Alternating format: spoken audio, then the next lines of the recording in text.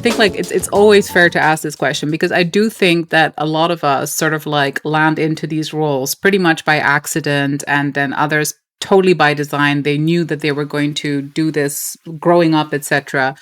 What were you like as a boy? Growing up in the environment that I did, both of my parents were business owners. So I always knew ultimately, no matter what I did, I always wanted to end up, doing things for myself. I saw, growing up over the years, the highs and lows of it. While some of it was over my head, I was young at the time. Other parts of it stuck with me and still have not left me to this day. And in fact, it probably shaped a lot of my beliefs growing up. So that led me to explore opportunities outside of music and basketball eventually when I had a family. Things didn't work out as I intended them to, which they rarely do in those industries. A very small percentage of people end up making a career or living from it. So what happened at that point then is I focused my attention towards developing myself and my knowledge and my experience and learning different parts of sales and marketing, which is kind of from the time I was about 16. I always had some sort of a job that entailed one of those two sides of business. And I decided to kind of focus more on the marketing thing as time went on. When the crash happened in 2009, I was actually working in a sales position. And my dad had a business that was started kind of from the foundations of my mother got chemical poisoning when she was a hair technician. And he sold his businesses to focus on creating a safe product line for both individuals who wore wigs or hair systems and technicians.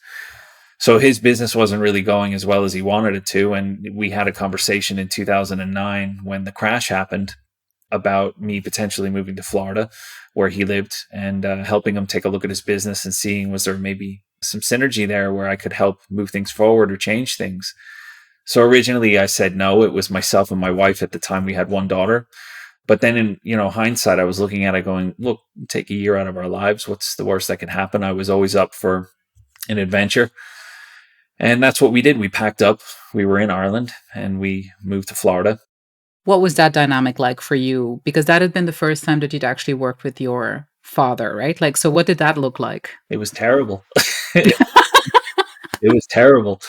Because at that point, there was 40 years of bad habits built within a mindset that was amazingly creative at getting something started, but I think was not mature enough to become the person that needed to be to take the business to the next level.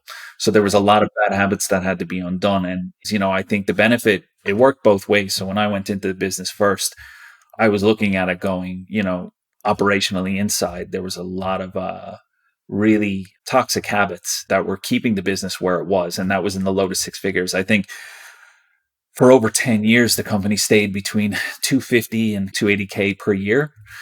And I was looking at it going, look, I'm not a genius by any means. And you know what? I'm very naive on many fronts right now where I'm at, but I can see these things and I know they have to change. So that first year and 18 months was extremely challenging because you could see everything in front of you that needed to be changed, but trying to convince a collective of individuals to do that is another task in itself. So you have this young guy coming in who's, 20, 30 years, 40 years younger than most of the people that they're communicating with. And they're telling these people, what they need to do.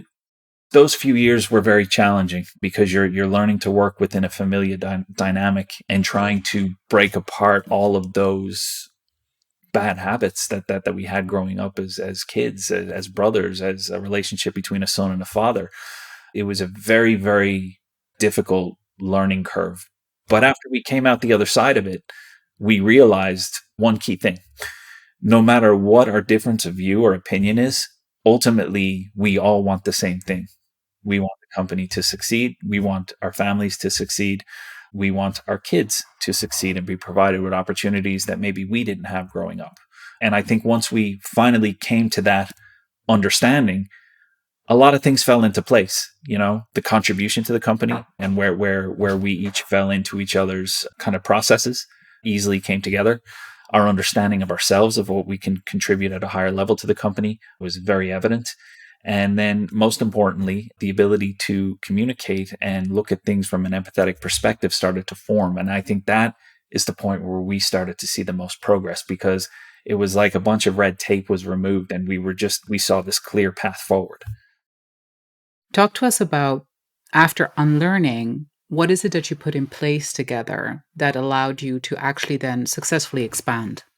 This is the hard part of, I suppose, growth as an entrepreneur, is that realizing we all have an ego, and it's the ability to put it to the side and realize that there's going to be cases where you don't know it all, and you'll find a majority of cases you don't know it all, and be able to look for help at bringing somebody in that can help you move to that next level with good guidance. So for us, when it was kind of mid to high six figures, it was all about our relationships with our customers. We were always on the phones. We had the spare time to constantly be chasing things down, speaking to people, educating them, which was a huge part of our business because it was our unique selling point of our product. We had a different product line than was available in the industry for 40 plus years. So when we crossed that seven-figure mark, it became about systems. And when we implemented systems, every time we would add 1 million, 2 million, 3 million plus onto the bottom line, those systems broke. And it was about being able to figure out why they have broken, what we need to change in order to effectively retain that customer experience and customer connection, which is why we needed to hire help for that. So we worked with some consultants, and I've personally been mentored by some really good mentors over the years. And then what really changed everything was when you cross that 8-figure mark, because your company no longer becomes predominantly about the systems or the relationships. It becomes about leadership and about the ability to help people achieve the level of success that they want for themselves on the team in order to, serve the purpose and mission of the company. How do you keep everyone on that journey with you? What about the team, and how did you sort of like manage that side of it? One thing that was evident to me very, very clearly about 3 to 4 years in was that you need to invest in people to get the best out of the productivity and the results. So what we ended up doing was we changed our perspective on how we hire. We no longer hired for someone who could just come in and do a job. We were hiring for somebody who may not had as much experience but was hungry to develop themselves. And for example, we have an individual on the team about 5 years ago who started with us on the warehouse floor, and he's now training to become a cosmetic chemist. So it's about getting people involved who want better for themselves, because we're prepared and willing to help them develop as individuals. How do you map out sort of like the next stage of growth for yourself and consequently for the business? So I think kind of at the level that the company is at now, mapping out the next set of growth for yourself is all well and good. It's good to have a plan. But what that situation looks like when you eventually get to that point is 100% guaranteed to be a lot different than what you planned for. So what I've learned is that for me, and some might argue the fact that this maybe is a bit of a reactive phase to be in. But for me, I look at the business challenges that we have on our plate and what is likely to be moving forward for the next 12 to 18 months. And what do I need to do myself to put myself in a better position to handle those? And it's all a learning process. When you have the data, it's much easier to analyze it, but you have to know what you're looking for. So that's the reactive phase that I'm in. I'd say for at least the next 12 to 18 months. Now, past that, I don't know what it brings. But when you're kind of operating, at an 8-figure plus level, and maybe I'm wrong in my thought here, and it might differ in 12 months' time, but I don't see any other way than, when you're in a position when you're trying to learn things that you don't know, there's no other way to do it than to just kind of stay in a reactive phase and learn it as you go along and look at the solutions that you have to apply to the company to get to that next level. That's kind of where I'm at the moment. And, maybe in 12, 18 months time, we might have some other people on the team who can take some of that off my plate and I can move into a different mindset, but we'll see. That's just where it's at the moment for me.